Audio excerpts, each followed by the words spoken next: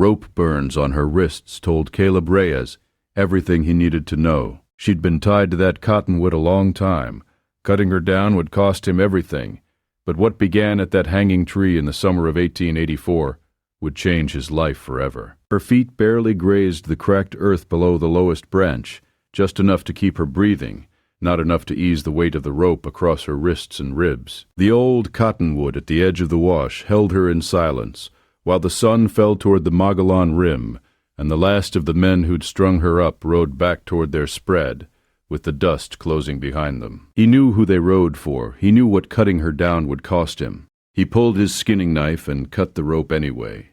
Caleb was a quiet horse rancher working a dry spread east of the rim, a man who'd lost his wife 2 winters back and hadn't spoken more than a few words a day since. Naya was a Chiricahua Apache herb woman, her own people's healer, wrongly blamed for the death of a settler whose killer was still riding free.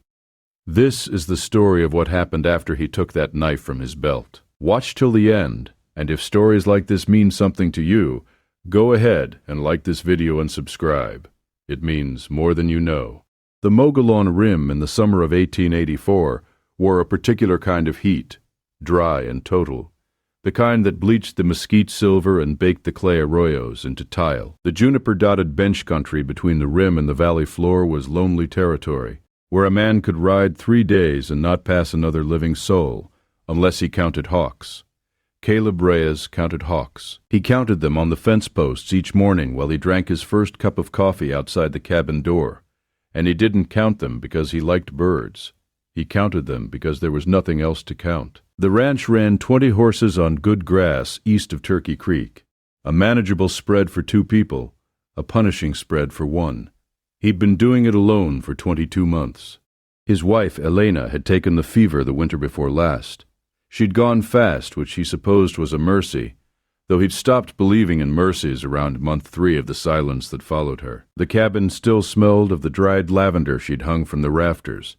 She'd gathered it every July from the canyon walls, and he hadn't touched those bundles. He'd gotten used to the smell the way you get used to a bruise you keep pressing to make sure it's still there. He ran his horses clean, sold them to the army at Camp Verde and to civilian buyers who came up from Globe, mostly. He was not a man who sought trouble.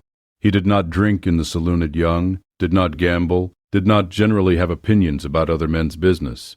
The trouble, when it found him, didn't announce itself. Trouble rarely does. He'd been following a strayed mare along the wash when he heard it, or didn't hear it, was the more accurate way to describe the thing. Silence where there should have been insects. The afternoon cicadas that droned steadily all summer long had gone quiet in a half-mile radius of something that had frightened them into stillness. Caleb reined his horse and listened for a long moment before he saw the silhouette against the orange sky. She was hanging from the lowest branch of the biggest cottonwood along the wash. Not a gallows drop. The rope was under her arms and across her wrists, cinching tight so that she was bound more than hanged, her toes touching the cracked earth just enough to bear the strain. She'd stopped crying out, he could tell. The voice runs dry before the spirit does. She hung there with her chin down and her dark hair loose and tangled, and she looked small against the great pale trunk of the tree. Caleb Reyes sat his horse for a moment he wasn't proud of. He knew what this was. He'd heard the talk at the trading post in Young. A settler named Grover had died out at his homestead 3 days ago, and somebody's tongue had gone to work blaming an Apache woman who gathered plants in the hills nearby. The sheriff hadn't done anything. The sheriff in that county rarely did anything that inconvenienced Hector Blanchard, who owned the cattle operation south of the river, and who had wanted Grover's water rights for 2 years running. Blanchard's men had handled the situation themselves. Caleb stepped down from his horse. He pulled his skinning knife, walked to the tree, and cut the rope. She dropped the last few inches, and he caught her before she hit the ground, instinct more than intention. And she was lighter than he expected, and her wrists were raw and swollen where the rope had been. She tried to pull away from him immediately, and he let her. She got to her feet, put her back against the cottonwood trunk, and looked at him with the kind of eyes that have stopped asking for help from people who look like him. He held his hands out, empty, stepped back, said nothing because nothing he could say was going to fix this in the next 10 seconds. She didn't run. Her left knee had given way when she'd tried to pull away from him, and he could see it wasn't weight-bearing well. She stood on the right leg, back to the tree, and watched him with those flat, assessing eyes. He pointed to his horse, then in the general direction east, where his spread lay about 1.5 miles up the draw, then back to her, an open palm gesture. She didn't move. He walked back to his horse, gathered the reins, and turned the horse so the stirrup was facing her. Then he waited. The sun was touching the rim. They had maybe 40 minutes of good light left, and he wasn't wild about being in the open after dark with Blanchard's men somewhere back there. After a long moment, she limped to the horse. Her name, he would learn much later, was Naya. She was Chiricahua Apache, Chokanen band, born near the Dragoon Mountains, though her family had ranged widely in the years since Crook's campaign had broken up the bands and pushed them north. She was 23 years old and had been gathering Oshaw root and yerba santa from the canyon walls above Grover's spread, when Grover had been killed. She hadn't even known the man was dead until Blanchard's riders appeared and told her she was the one who'd done it. She knew, even then, that the argument wasn't about her. The Blanchard operation had been pushing into the bench country for a year, and Grover's parcel sat over the best year-round spring in the lower valley. Blanchard needed a story. She happened to be the convenient story.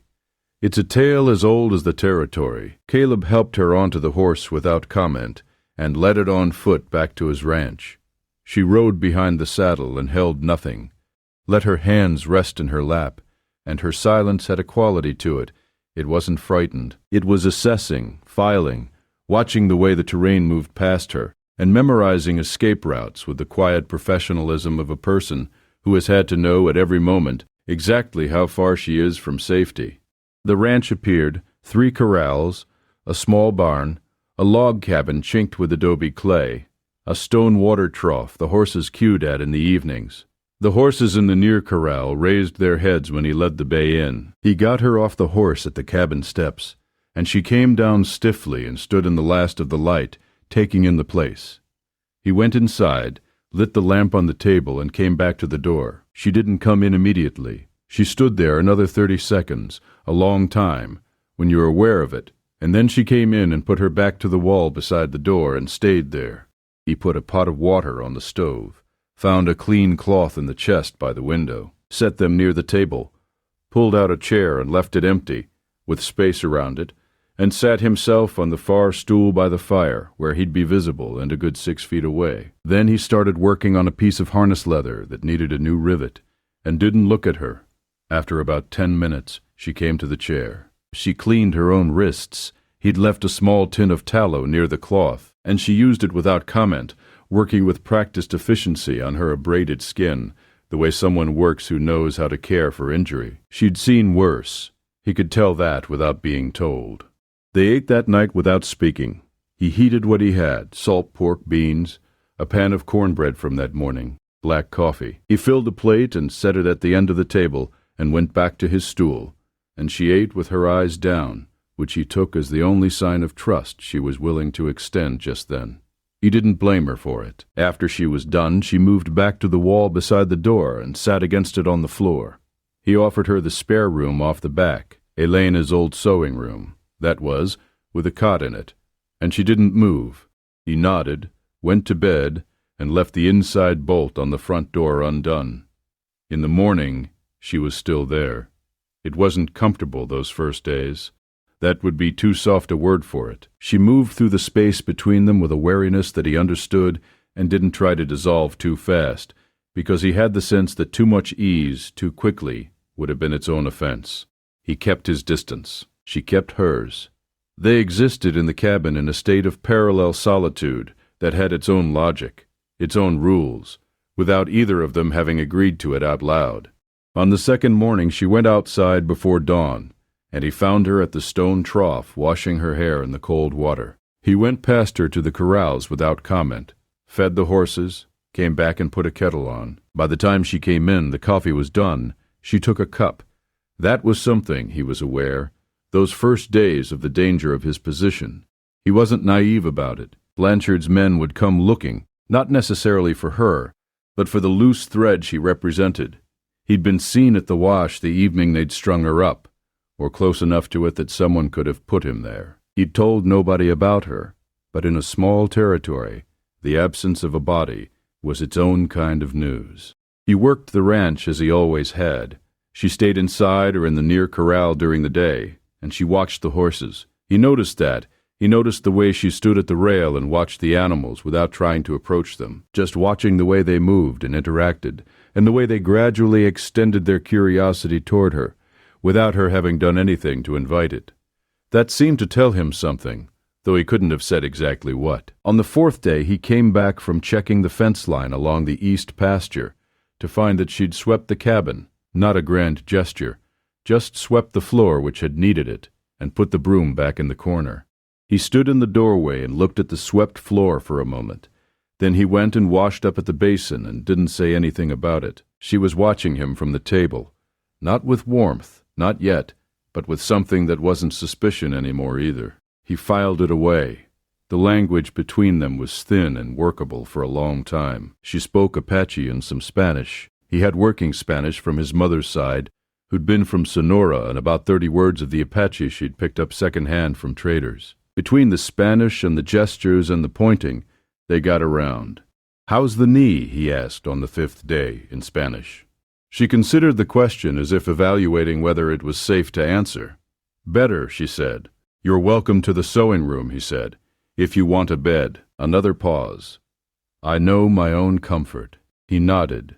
She moved into the sewing room that night. He learned her name on the 6th day. Naya offered it flatly when he asked, with a tone that suggested she'd give him the minimum necessary information and reserve judgment on whether he deserved more.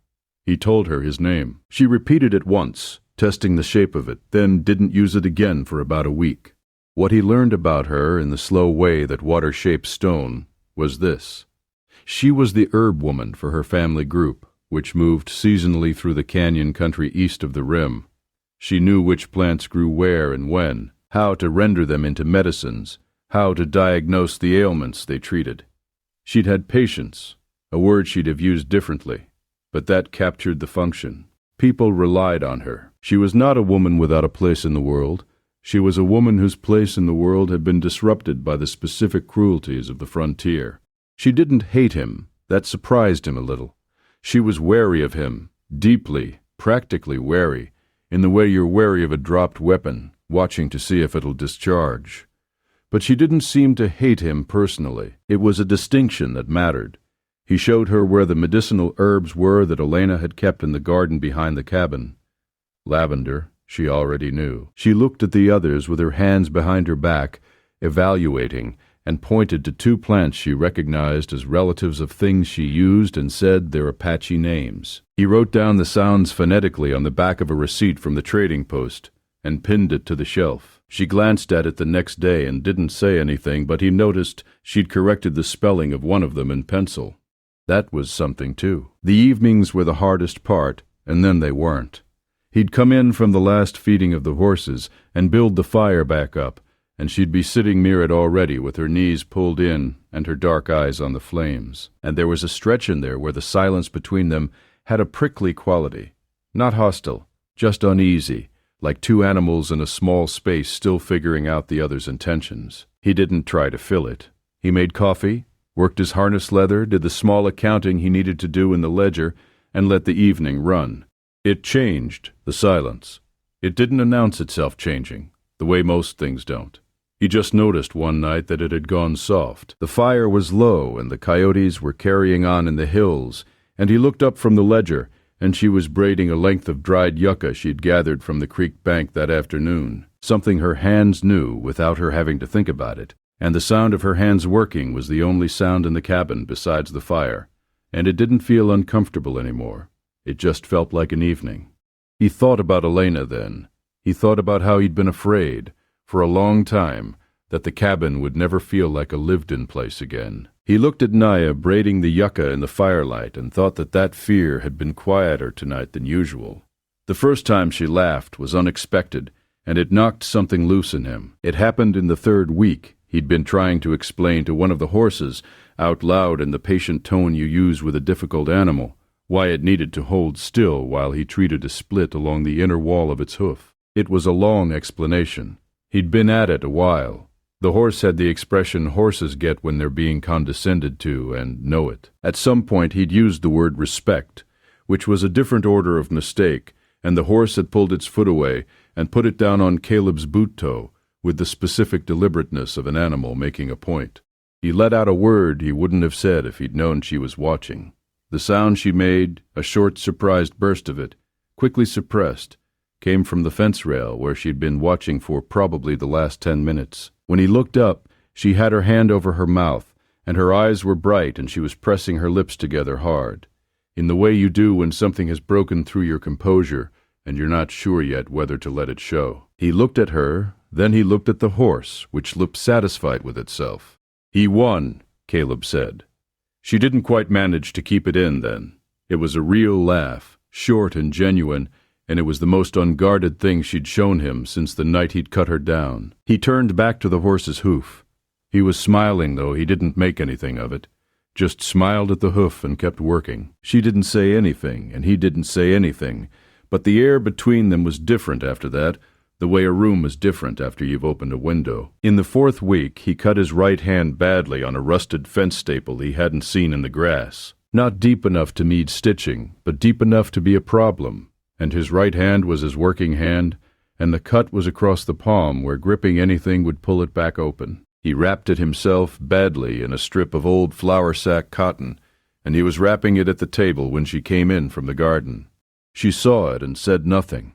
She went to the bag she'd hung on a peg near the sewing room door, the gathered plant bag which she'd been adding to steadily since she'd started going out each morning, and she came back with a small folded parcel of dried plantain leaf and a piece of the osha root, and she sat down across from him and held out her hand. He gave her his hand without being asked twice. She unwrapped his wrapping, which she clearly found inadequate, and worked with the quiet efficiency he'd come to associate with the way she did everything that required precision. She had him hold the plantain leaf, which she'd wetted in the water basin and pounded flat against the table, against the cut while she wrapped it properly in a strip of clean cloth she produced from somewhere. And the work was competent and careful, and she didn't comment on his wrapping or his hand or the rusted staple. "Does this need the root too?" he asked. "About the osha, later, when you change the bandage tomorrow." She tied off the cloth bandage and sat back. "Don't grip hard for 3 days. Hard to not grip things on a ranch," he said. "I know." A pause. "I'll do the water buckets in the morning." He looked at her. "Don't make it a matter," she said, which was a phrase she used in Spanish that translated roughly as, "Don't make it into something it isn't." He nodded. She went back to her bag. He sat at the table and looked at the clean wrapping on his hand and felt, with a clarity he didn't try to examine too closely, that something had shifted in the accounting between them. Not because she'd helped him before, but because of the word tomorrow. She'd said tomorrow as a matter of fact, as if her being here tomorrow was a settled thing, a thing neither of them needed to discuss. The monsoon came in the 2nd week of August, no warning in the morning, a purple wall on the horizon by afternoon, then the hard, straight rain that turns arroyos from dust to brown water in 20 minutes. He couldn't work the horses, couldn't do fence repairs, couldn't go for supplies. The rain drummed the cabin roof with a steady violence that made conversation difficult, even if they'd been the talking type. They weren't particularly. But enforced closeness had its own logic, and they spent the day inside, she at the table sorting gathered plants into the small folded parcels she kept with a precision he'd come to respect. He mending tack and working the ledger. The lamp stayed on all day. By evening the rain settled softer, and she made the coffee. She'd started doing that sometimes in the 2nd week, without comment, the way she did things that seemed to her practical. And they sat at the table while the rain ran off the roof, and neither of them needed it to be anything else. He thought about the 22 months before she'd come, the evenings that had felt like wait.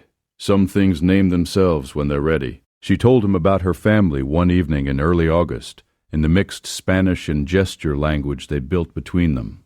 A sister who'd married into the White Mountain Band, an uncle who was the headman of their small group, not a war chief, but the man who organized the seasonal moves, decided when to go and where to go, and what routes were safe. A grandmother who had died 2 years ago, whose knowledge of plant medicines Naya had spent her whole life absorbing. She described it the way someone describes a country they love, with concrete detail without sentimentality, as if she were giving him information he might need to navigate.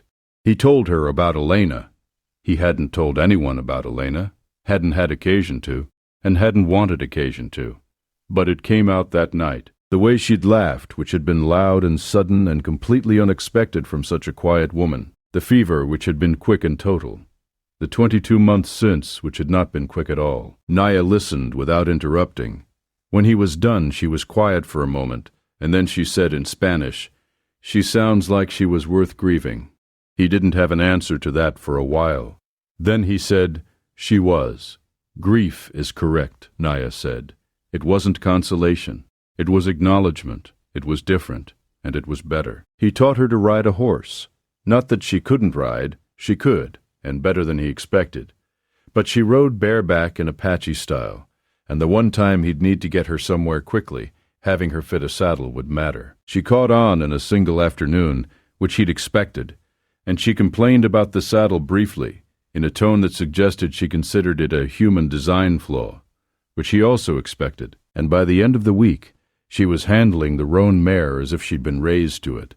In exchange, though she didn't frame it as exchange, she just did it. She started teaching him plant identification in the canyon country.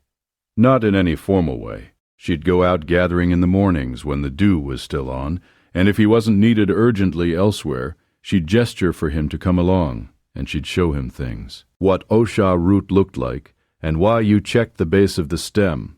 How to tell the real yerba santa from the look-alike that would make you sick. Which rock faces held the seeps where the useful plants grew thicker. He was a better student than she expected. He could tell from the way she stopped simplifying after the third morning. The roof over the east corner of the cabin needed new shingles before the monsoon season. He spent 3 days on it, working from dawn to mid-morning before the heat made the roof unbearable. On the second day, he came down the ladder to find a cup of cold water sitting on the fence post near the base of the ladder. She was around back at the garden and didn't look up when he came around the corner. He drank the water and put the cup on the steps without comment. It was in him, something that had been absent for a long time. Not happiness exactly, more like presence, the feeling of being in the place you're in instead of somewhere else in your head. He understood, by mid-August, that he was in some danger of caring very much what happened to this woman. He didn't say that. He let it sit in him, and he tended the horses and fixed the roof, and went gathering in the canyon with her, on the mornings when the light came in sideways through the junipers, and turned everything golden. And he did not say the thing he was starting to know. The trouble announced itself on a Monday. He'd ridden into Young for supplies and come back to find Naya in the near corral with the horses. 3 of them gathered around her with their noses to her hands, and he'd barely swung down before she said, without looking up, in Spanish, 2 men. They came while you were gone. They asked about the Apache woman. Caleb's stomach went cold. What did you do? I went into the root cellar. They looked around. They didn't find me. She met his eyes then. They'll come back. He knew who it was. Blanchard's riders. Conchado and Larkin, 2 men who did the work Blanchard needed done, without the word getting back to Blanchard in a directly traceable way. The kind of men the territory grew in those years, like the territory grew cactus. I need to get you somewhere safer, he said. I know where. She had, he would learn, been planning this since the first week. Her family group, her uncle's band, made their summer camp in a canyon country she knew precisely, about 12 miles north and east, in terrain that was navigable if you knew it, and a broken ankle proposition if you didn't. She'd been in contact with them, not in any way he'd noticed directly, but the small signs she'd left at the canyon mouth, when they'd gathered plants, a branch laid a certain way, a stone arrangement at the base of a particular juniper. Her people would have read those when they passed through. How long until they reach us? He asked. 1, 2 days, she said. If they've already started. He thought about it. The sensible thing would be to put her on the roan mare and send her north, and let that be that. The sensible thing didn't come up for air in his mind for more than a few seconds. I'll ride with you, he said. She looked at him for a long moment. They'll know you helped me, she said. They already know. She held his gaze another moment. Something moved in her face. Some recalibration. Then we go at dawn, she said. They packed that night. He put the most critical things in saddlebags, the ledger, the deed, $100 in silver he'd been keeping in the floorboard under the stove, a change of clothes, his rifle and ammunition. She packed her gathered plants in the woven bag she'd made from the yucca, rolled tight and secured. He gave her the roan mare and took the bay gelding he normally rode for distance work. They left before first light, moving north along the wash and then east into the canyon country where the junipers thickened and the rock formations began to climb. She led, he followed and paid attention. They were 3 hours out when they heard the horses. Caleb counted 4 riders when he looked back down the canyon. They were moving fast, and they had the low morning light with them, and one of them was Conchado. He recognized the gray horse. "How far?" he asked Naya. 2 miles, she said. 2 miles in open country against 4 fresh horses was not a race they'd win. "The red rock formation," she said, pointing. "There's a place there." She knew the terrain the way she knew the plants, at a granular, confident level that came from years of use. And she took them off the main canyon floor and up a switchback that wasn't a trail but was passable if your horse was willing, and he followed her up onto a rock shelf 30 feet above the canyon floor that had a natural overhang on one side and a clear line of sight back down for a quarter mile. Caleb dismounted and tied the horses back in the overhang where they couldn't be seen from below. He got behind a boulder with his rifle. Naya crouched beside him. "I count 4, he said quietly. "There's a 5th, she said. "He came from the north earlier. He's ahead of us." He turned and looked at her. She pointed up the canyon to the narrowing where the walls closed in. He thought about it and didn't ask how she knew. "Can we go around it?" he asked. "Through the side canyon, yes. Slower." The riders below were at the base of the switchback now. They'd found the trail. Conchado was looking up. "If we stay here, they'll pin us," Caleb said. "Yes," she agreed, "but they won't expect what I'm going to do." Before he could ask, she stood up above the boulder and whistled. A long, looping call.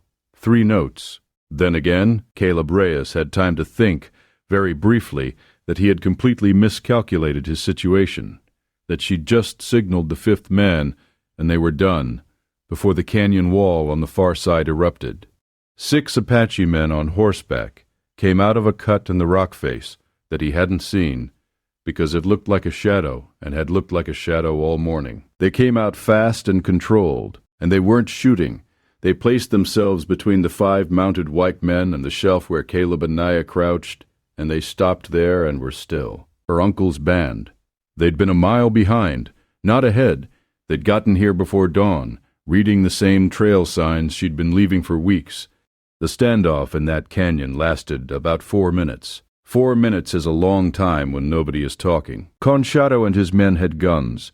Caleb could see the long iron from up on the shelf, but they were boxed in below, 1 trail up and 1 trail out, and the 6 men on the canyon floor hadn't moved a muscle. Then one of Conchado's men said something low to the others, and they turned their horses and went back down the canyon.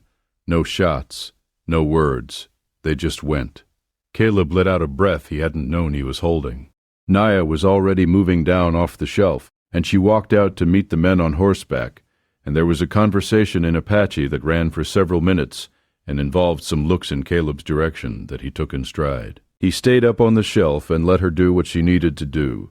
She called to him after a while in Spanish. "Come down." He came down.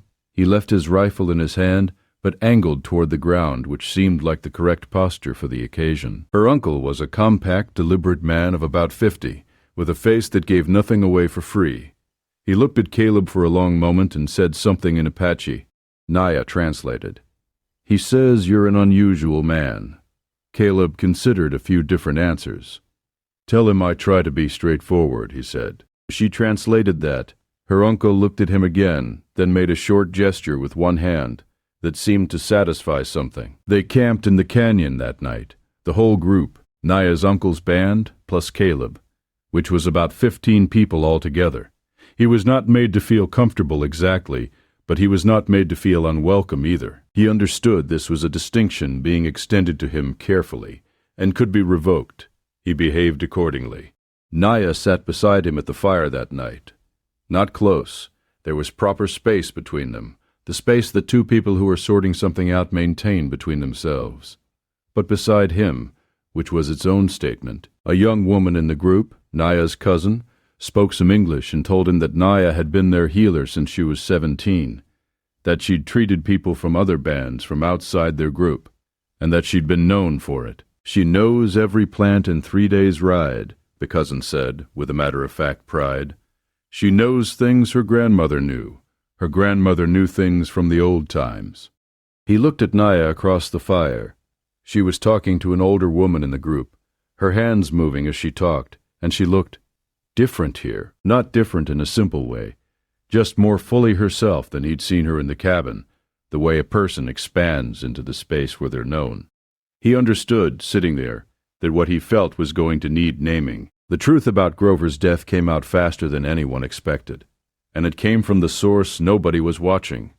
Blanchard's bookkeeper, a nervous man named Tillis, who had been keeping the cattle baron's accounts for 3 years, walked into the sheriff's office in Globe 2 weeks after the Canyon Standoff, and laid down a ledger page and said he'd like to make a statement. The ledger page showed a payment of $40 in cash, dated the day before Grover's death, to a man Tillis named. The man Tillis named was one of Conchado's riders. The sheriff in Globe was not beholden to Blanchard the way the county sheriff was. A warrant was issued within the week. It wasn't justice exactly. The justice of the territory in 1884 was a rough and partial thing. But it was enough. The accusation against Naya evaporated. Not formally, not with anyone saying they were wrong, but the way frontier accusations tend to evaporate when the man behind them has bigger problems than maintaining the story. Caleb was at his ranch when the news came through, cleaning tack in the barn in the evening, and Naya was in the garden behind the cabin. He came out and told her. She received the news with a stillness that he'd learned to read. It wasn't absence, it was presence, the kind that didn't require expression. "It doesn't undo it," she said finally. "No," he agreed. "It doesn't." She looked at the garden for a while. She'd expanded it since she'd been there, put in a row of the medicinal plants she'd gathered from the canyon country, osha and yerba santa, and desert rue, transplanted carefully into the rich, dark soil behind the cabin. In a row she'd oriented east to west, in the way that meant something to her, and that he hadn't asked about, but had left undisturbed. "My uncle expects me to come back north before the cold," she said. "They'll move to the lower canyon for winter." "I know," he said. She looked at him. Not quite a question, but close enough to one. Caleb Reyes had spent 2 months and a week being a careful man who kept his distance and didn't say more than the situation required. He'd kept that discipline mostly because it was the right discipline for the situation, and partly because he hadn't known, until very recently, what he would say if he opened that door. He stood in the evening light outside his barn with the tack in his hands, and the horses behind him in the corral, and the garden with its east-west row of medicines, and he said in the plain Spanish that was the language between them, "I would like you to stay." She didn't answer immediately. She looked at him the way she'd looked at him the first night, assessing, filing, careful. But this time there was something underneath it that hadn't been there the first night. "I'm not a woman who makes a decision like that quickly," she said. "I know," he said. "I don't need an answer tonight." She nodded. Then, in the particular way she had of marking something as settled without it being resolved yet, she turned and went back to the garden. He stood there for a moment in the last of the light, listening to the horses move in the corral behind him, and then he went inside and put the kettle on. She was inside 20 minutes later. She sat at the table in the chair she'd claimed for herself in the 4th week, which had begun as the chair he'd left empty for her, and had become simply her chair. She braided a length of dried yucca with her hands, working without her having to look at them. The fire was low. Outside, the coyotes were starting up in the hills. The lavender Elena had hung from the rafters was dry now, and pale, and the smell of it was faint but still there if you looked for it. The silence between them wasn't uncomfortable. It had not been uncomfortable for some time. It was the kind of silence that two people build between themselves slowly, without meaning to, out of evenings and meals and shared mornings in the canyon light, and a standoff in a rock formation, and the particular quality of a cup of cold water left on a fence post when a man has been on a hot roof all morning. He looked up from the ledger. She was watching him with something he hadn't seen there before, not quite warmth, but warmer than before, and steady. He thought she might be deciding. He thought she might have already decided, and was letting him figure that out. He was quiet for a moment, and then he said in Spanish, "The garden needs a second row of the osha. We didn't plant enough." She considered that. "East-west again," she said. "East-west," he agreed. She nodded. The cabin was warm. Outside, the Mogollon Rim sat against the night sky, and the stars were thick over the bench country, and the horses were settled in the corral. And for the first time in 2 years and 2 months, the place felt like it belonged to more than one person. No one who had watched him ride out that evening toward the wash where Blanchard's men had strung up an Apache woman in the Cottonwood could have guessed, watching his back as he went, what was waiting for him there. They couldn't have known that the rope that was meant to end something would, instead, begin something, that the woman he cut down in the last of the summer light would cut him free from something in himself that had been roped up and hanging since Elena died, that what began at a hanging tree near the Mogollon Rim in the summer of 1884 would be the thing he'd look back on years later as the moment his life turned. He'd cut her down on instinct. He'd kept her there because it was the right thing. He'd stayed because he couldn't have said goodbye, and she'd stayed because she chose to. That was the difference. Nobody chose it for her. Nobody told her who to trust or who was worth trusting. She'd worked that out herself, the way she worked out everything, careful, practical, thorough, from her own knowledge of the terrain. He asked her once, later, in the winter when the first snow came and she showed him how to read the weather in the way the juniper bark moved before a storm, whether she had ever thought about leaving. Not in those first days. He knew about those, but later when she could have. She thought about it for a moment. "Yes," she said. "When did you stop thinking about it?" She considered. "When you swept the barn," she said.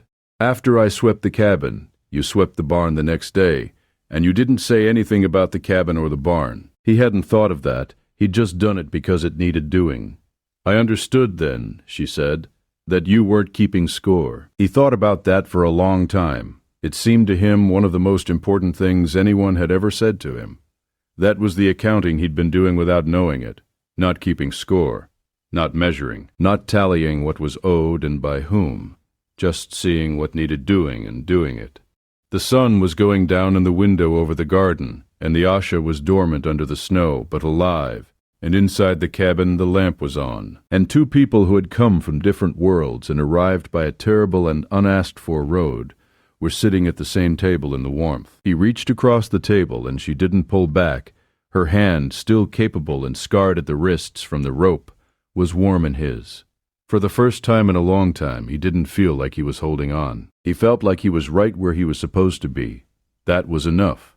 That was, by any measure, more than enough.